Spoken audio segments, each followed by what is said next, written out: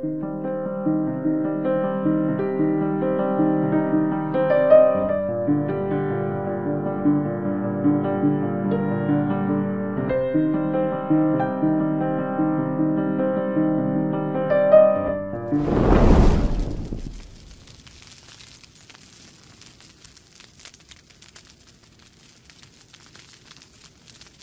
suis Sabrina, je suis au centre de secours de Decize depuis 23 ans. Je suis sapeur-pompier volontaire, je suis maman de trois filles. Et voilà, ce qui m'a fait devenir pompier au centre de secours, c'est le besoin d'appartenir à une communauté, un petit peu à une institution dans laquelle je pouvais me retrouver au niveau des valeurs, au niveau de la moralité, au niveau de l'aide que j'avais besoin et envie d'apporter, parce que j'étais pleine de plein de volonté, plein d'envie de donner aux gens, et je ne savais pas de quelle manière. Et c'est vrai qu'à ce moment-là, j'ai certainement fait la rencontre de mon parrain de caserne qui est ancien maintenant et qui m'a fait devenir pompier justement à cette époque-là en fait. Le chef de centre à l'époque, c'était Michel Collet, qui portait vraiment toutes les valeurs de la charte qu'on a beaucoup discuté, toutes les valeurs de la charte des sapeurs-pompiers. C'était vraiment des phrases qui étaient fortes pour moi et que j'avais vraiment envie de porter et de transmettre maintenant aujourd'hui, parce qu'il y a 23 ans, je les apprenais, ces valeurs-là. Et maintenant, avec tout ce que j'ai acquis, avec toute cette richesse d'expérience, on a juste envie de les transmettre, de les donner aux autres et puis de leur faire porter à leur tour, parce que c'est quelque chose qui doit perdurer dans le temps et auquel on croit tellement fort, qui nous anime tellement, qui nous nourrit tellement que ouais, on a juste envie de le partager et de le donner puissance 1000, quoi. Alors bizarrement, des fois ça peut s'estomper la flamme, et bizarrement moi non, au contraire, je crois que… Et il y a l'assurance qui vient en plus aujourd'hui, chose que je n'avais pas il y a 23 ans parce que j'avais tout à apprendre. Et là aujourd'hui il y a cette assurance et ce confort, j'ai envie de dire, je sais faire, je sais le donner, je sais le gérer. Donc je suis super confortable dans…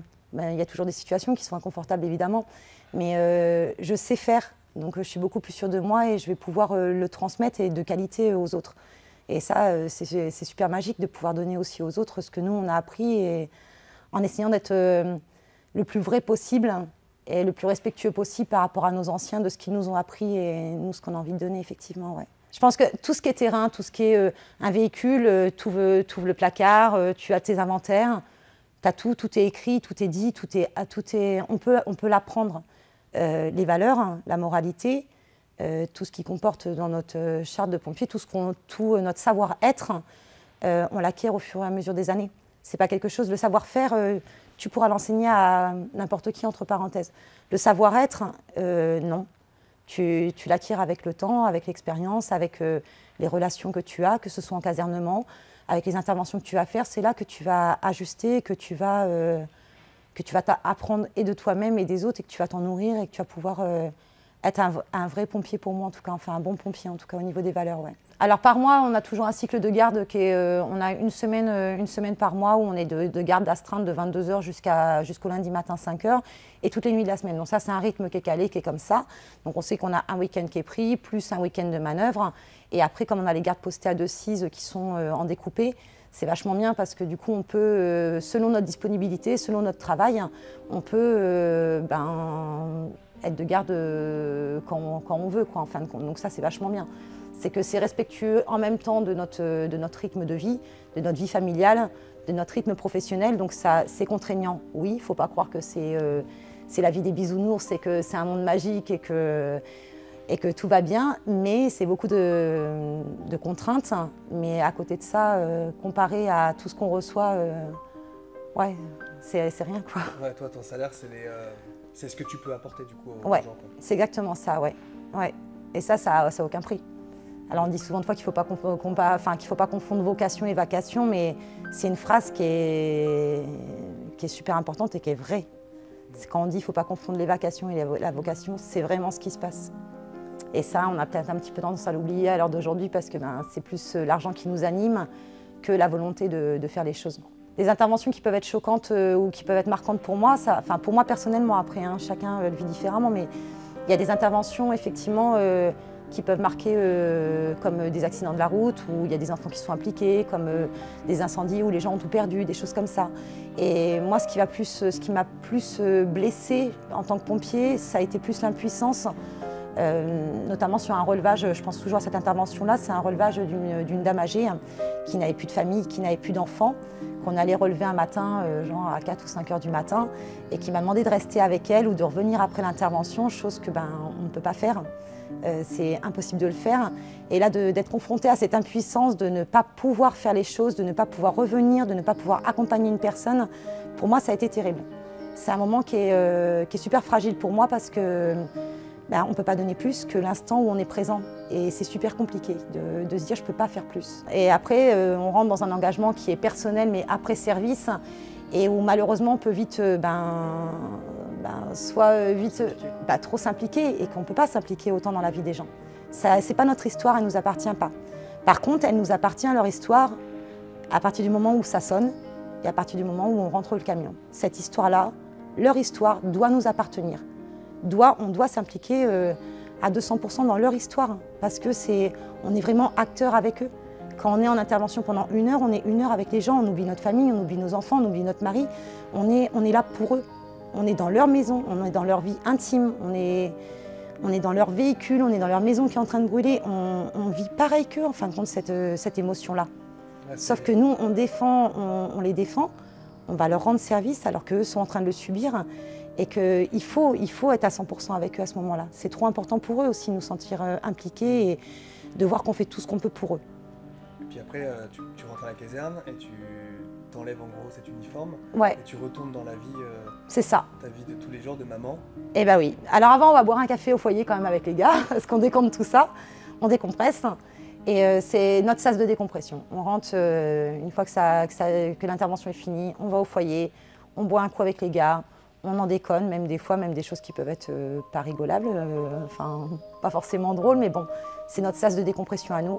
Et après, on rentre chez nous, effectivement, et on retrouve notre mari, nos enfants, les contraintes de notre quotidien à tous, que ce soit les devoirs, le bain, tout ça. Et les gens ne s'imaginent pas que quand on est volontaire, on a tous ces uniformes-là. On a la casquette, pour moi personnellement, de maman, de cuisinière, d'acteur social, de pompier volontaire. Et alors quelle chance on a, enfin, d'être autant, d'avoir un panel comme ça, quoi. On a une chance formidable, moi, je trouve. C'est super riche. C'est riche pour les autres parce qu'on leur apporte, mais c'est super riche pour nous. De pouvoir donner autant et d'avoir toutes ces casquettes-là, on est braquetis tout le temps, en fait. On est tout le temps en train de changer d'uniforme. Ouais, c'est exceptionnel. Du coup, dans tes expériences de pompier? Ouais. Je me sens grandi et je pense que j'ai pas fini de grandir parce que ça fait 23 ans, ça fait déjà pas mal de temps, oui. Mais on peut toujours grandir encore. Petit check de la fin. Check.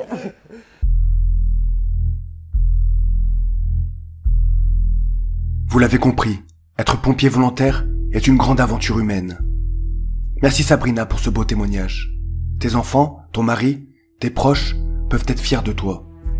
N'hésitez surtout pas à partager cette vidéo aux personnes qui hésitent encore à s'engager. Le volontariat, c'est quelque chose d'unique.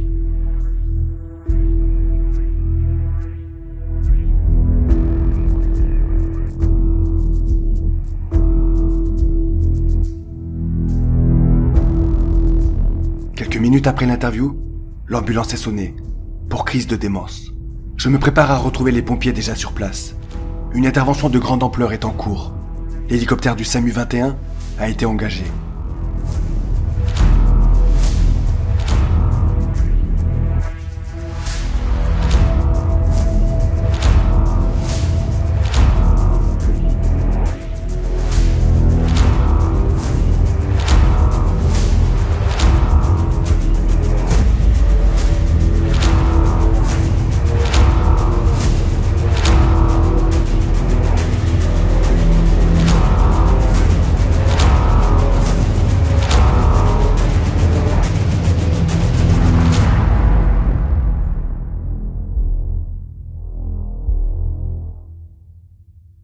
Qu'allons-nous trouver sur place?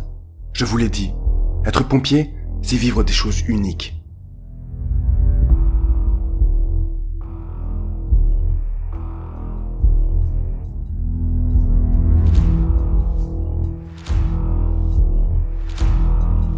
Abonnez-vous pour ne pas manquer cette histoire. Je vous la raconterai mercredi prochain.